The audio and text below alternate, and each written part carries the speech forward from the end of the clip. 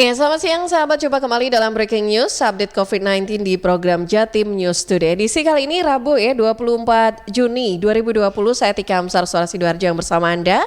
Untuk Breaking News update COVID-19 juga disiarkan serentak di Radio Asosiasi Lembaga Penyiaran Publik Lokal Jawa Timur. Disiarkan di Suara Sidoarjo, Persada Kabupaten Blitar, Pradea Suara Tuban, Ralita Pamekasan, Mahardika Kota Blitar, Ersal Nganjuk, Suara Gresik, dan Suara Madiun.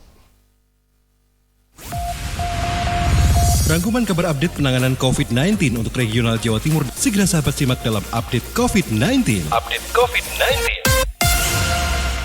Ya, kita awali sahabat untuk update COVID-19 kali ini ke Suara Sidoarjo. Ada Diding Yunarto.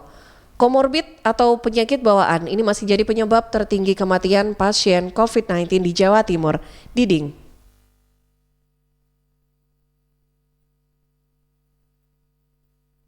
Sahabat, dari data gugus tugas nasional, persentase jumlah kematian di Jawa Timur akibat COVID-19 cukup tinggi dibandingkan provinsi lain. Dan ini menjadi perhatian serius dari gugus tugas penanganan di Provinsi Jawa Timur. Ini dikatakan Khofifah Indar Parawansa, Gubernur Jawa Timur, saat ditemui wartawan pada Selasa siang kemarin. Menurut Khofifah, penyebab tingginya kematian adalah komorbid atau penyakit bawaan. Selain itu, tingkat tracing dari masing-masing daerah yang berbeda. Salah satunya adalah karena komorbid.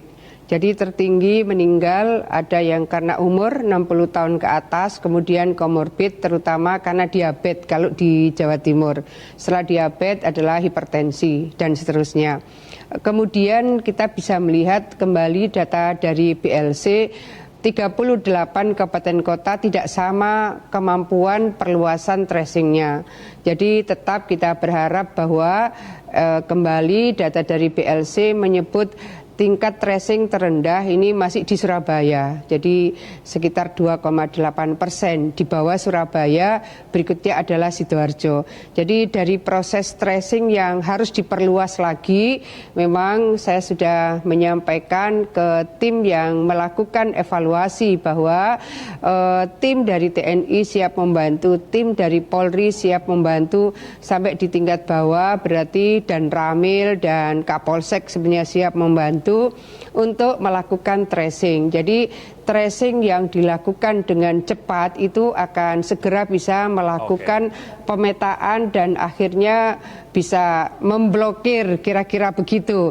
Kalau sudah diblokir maka kemungkinan untuk bisa memutus mata rantai penyebaran itu akan bisa dimaksimalkan. Jadi tracing yang cepat ini akan bisa memberikan treatment yang cepat. Ya. Saya Didi Yunarto, Suara Sidoarjo. Untuk Jatim News Today. Ya, masih dari Suara Sidoarjo, kali ini kita ke Billy Patopoy yang mengabarkan bahwa Kecamatan Jabon, Kabupaten Sidoarjo, jadi diprioritaskan untuk menjadi zona hijau. Selengkapnya bersama Billy.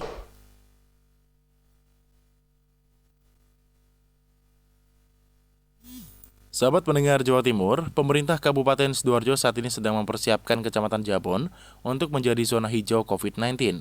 Hal ini menyusul adanya 6 orang pasien dari 9 kasus positif yang terpapar berhasil disembuhkan. Seperti disampaikan Nur Ahmad Saifuddin, Cak Nur, Wakil Bupati Sidoarjo.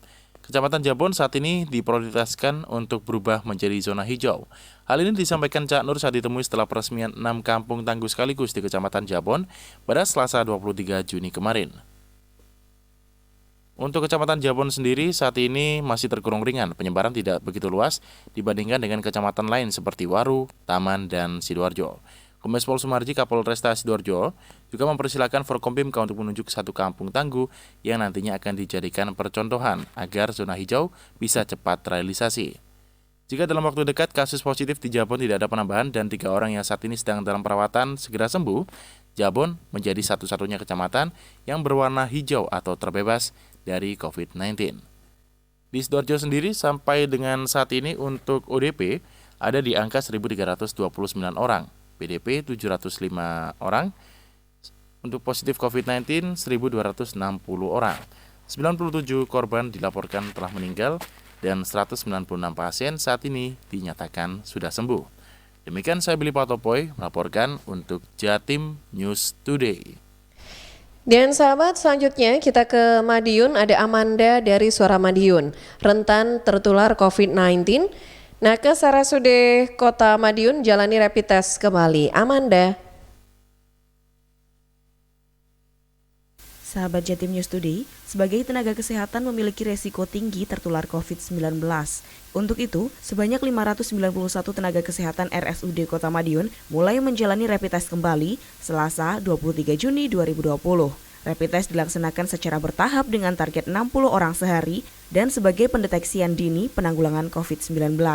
Kabid Pelayanan RSUD Kota Madiun, Dr. Deni Urianti mengatakan, sebelumnya nakes RSUD Kota Madiun sudah pernah dilakukan rapid test dengan metode RDT atau Rapid Diagnostic Test. Tetapi, tes kali ini menggunakan alat immunoanalyzer dengan metode ELISA. Metode ELISA dinilai lebih akurat dalam pendeteksian antibodi tersebut, sebab alat dilengkapi dengan sistem quality control. Mudahnya, alat ini lebih canggih dibanding rapid test model stick. Kepala Instalasi Laboratorium Patologi Klinik RSUD Kota Madiun, Dr. Klorentin Konika Panji menambahkan, hasil pemeriksaan rata-rata membutuhkan waktu sekitar 30 menit. Kendati membutuhkan waktu lebih panjang, alat dapat digunakan untuk beberapa pemeriksaan sekaligus. Dr. Klorentin menyebut, alat bisa memeriksa hingga 400 sampel dalam sehari. Pemeriksaan dengan metode tersebut sementara baru untuk tenaga medis RSUD Kota Madiun.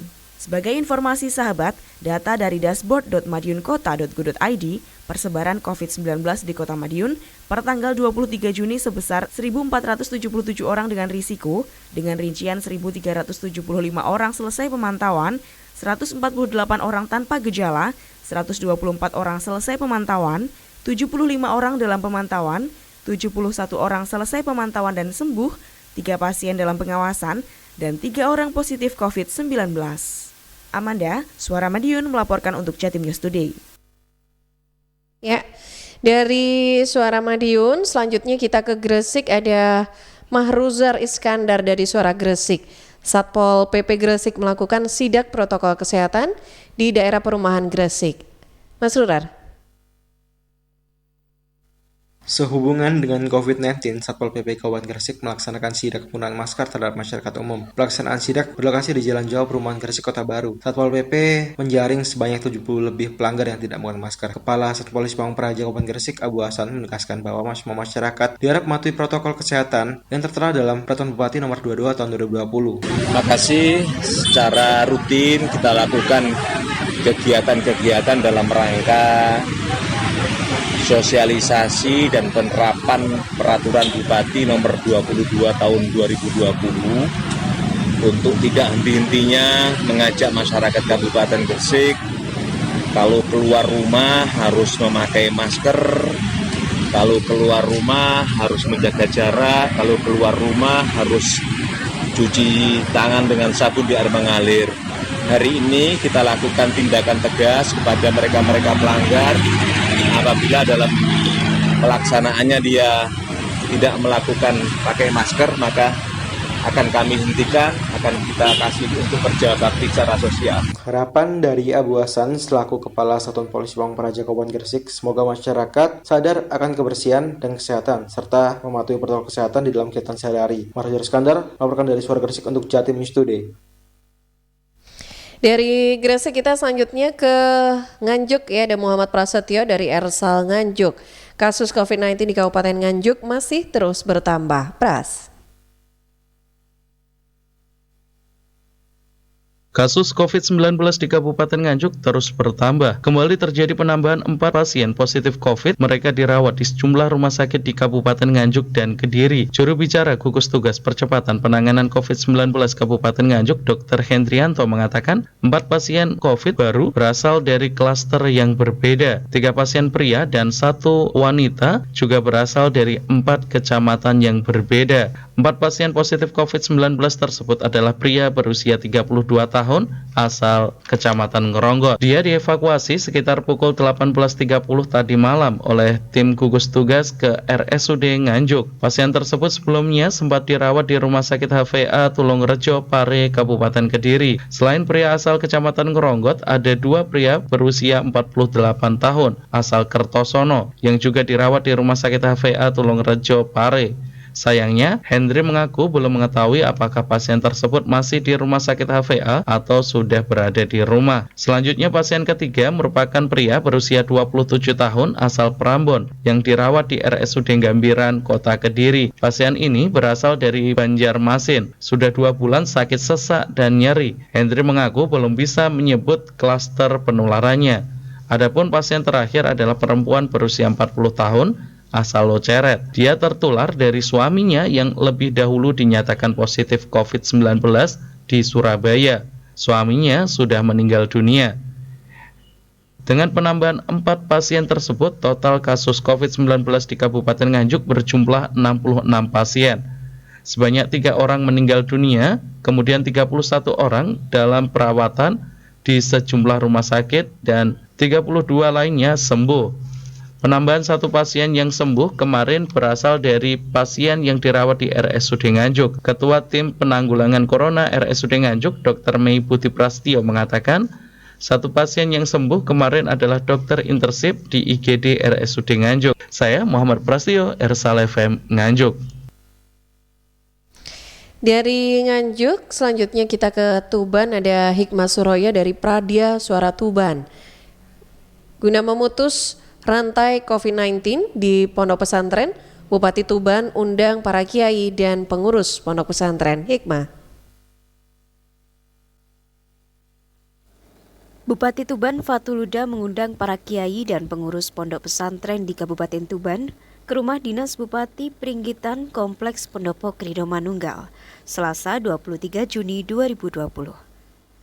Acara tersebut diselenggarakan untuk mendengarkan usulan-usulan para kiai dan pengasuh pondok pesantren terkait kebijakan penerapan protokol kesehatan dalam memutus mata rantai penularan COVID-19 di lingkungan pondok pesantren dan madrasah.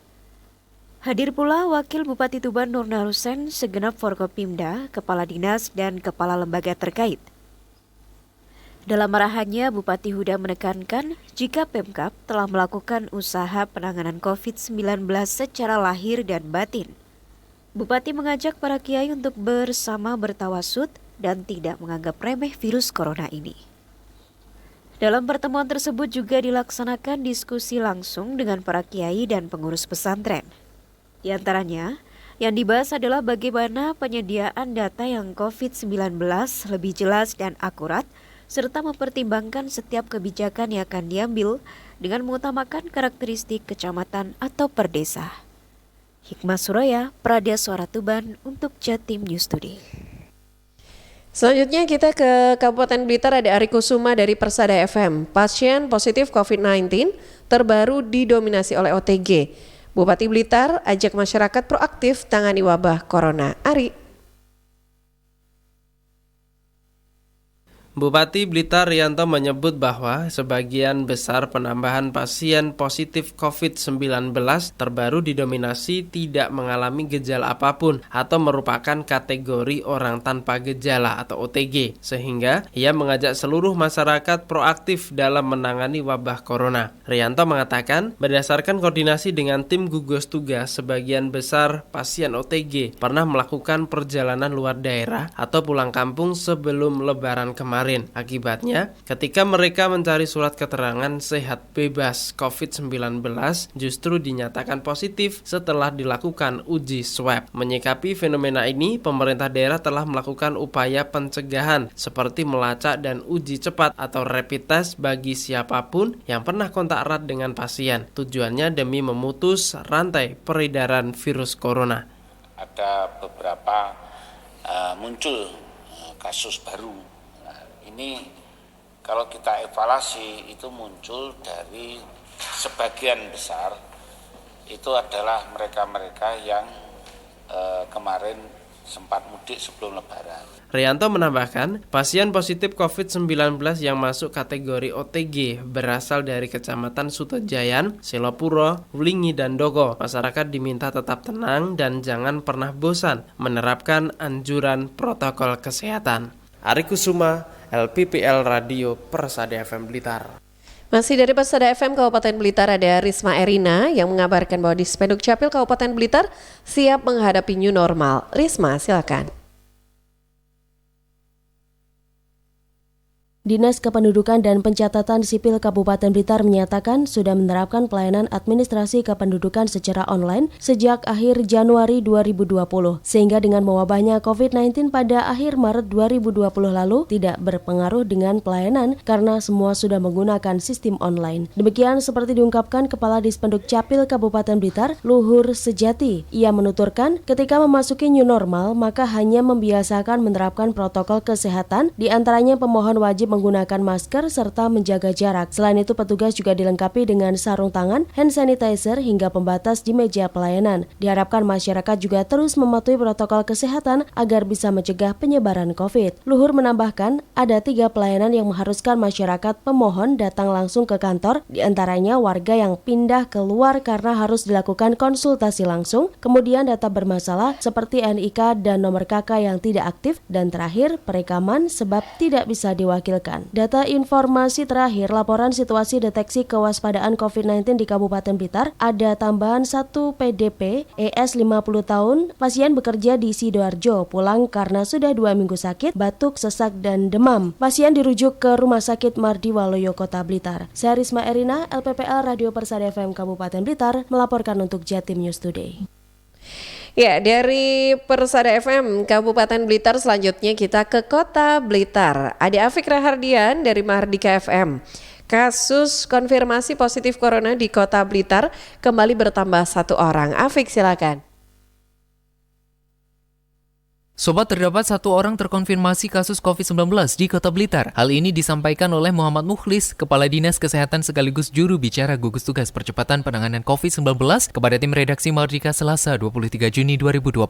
Yang bersangkutan seorang laki-laki berusia 60 tahun, asal Kelurahan Gedok dan sehari-hari bekerja sebagai pengemudi. Pada tanggal 15 Juni melakukan perjalanan ke Jakarta dan kembali ke Blitar pada tanggal 18 Juni. Kemudian pada tanggal 19 Juni, dirinya melakukan swab mandiri sebagai syarat administrasi untuk perjalanan ke Jakarta kembali. Sementara pada tanggal 22 Juni malam, hasil swab keluar dan yang bersangkutan dinyatakan positif COVID-19 dan saat ini berada di RSUD Mardi Waluyo. Ada seorang laki-laki berumur 60 tahun, domisili di Kelurahan Gedok, Kecamatan Sananetan, bekerja sebagai pengemudi. Kemudian ada status pindahan dari ODP menjadi konfirmasi positif COVID-19, yaitu seorang laki-laki berumur 95 tahun, berada di Kelurahan Sentul, Kecamatan Kepanjen Kidul. Sobat, corona sampai saat ini masih menjadi perhatian masyarakat. Pemkab Blitar pun juga terus menghimbau kepada warga agar tetap menerapkan protokol kesehatan pencegahan COVID-19 meski saat ini berada di masa transisi new normal. Afik Rahardian,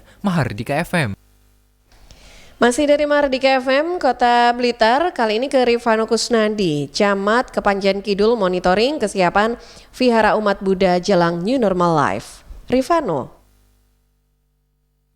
Dalam rangka memutus mata rantai penularan COVID-19 di lingkungan ibadah, Forkopimcam Kecamatan Kepanjen Kidul memonitoring kesiapan vihara tempat ibadah umat Buddha untuk dioperasikannya kembali jelang New Normal Life Selasa 23 Juni 2020.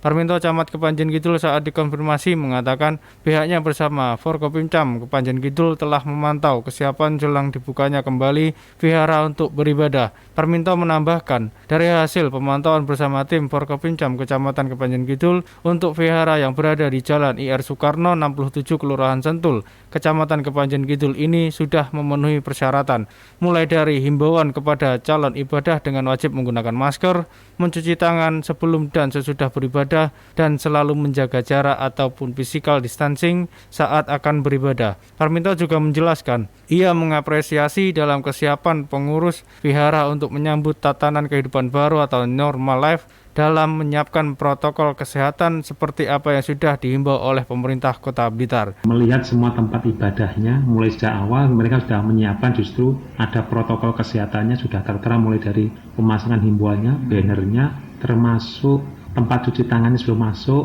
Parminto berharap penerapan protokol kesehatan ini terus berjalan sebagaimana mestinya dan dapat meminimalisir penyebaran COVID-19 di tempat ibadah, terutama di vihara yang ada di Kota Blitar. Rifano Kusnadi, Mahardika FM. Demikian sahabat Jawa Timur untuk breaking news update COVID-19 dalam program Jatim News Today. Ia juga disiarkan serentak di Radio Asosiasi Lembaga Penyiaran Publik Lokal Jawa Timur. Disiarkan di Suara Sidoarjo, Persada Kabupaten Blitar, Pradaya Suara Tuban, Ralita Pamekasan, Mahardika Kota Blitar, Ersal Nganjuk Suara Gresik, dan Suara Madiun. Anda bisa ikuti kembali setiap Senin sampai Sabtu jam 11 siang. Saya Tika Amsar, Suara Sidoarjo. Selamat siang. Perkembangan penanganan COVID-19 untuk wilayah regional Jawa Timur sudah sahabat simak dalam Update COVID-19. Update COVID-19 bisa sahabat simak Senin sampai Sabtu jam 11 siang. Persembahan dari Asosiasi Lembaga Penyiaran Publik Lokal Jawa Timur.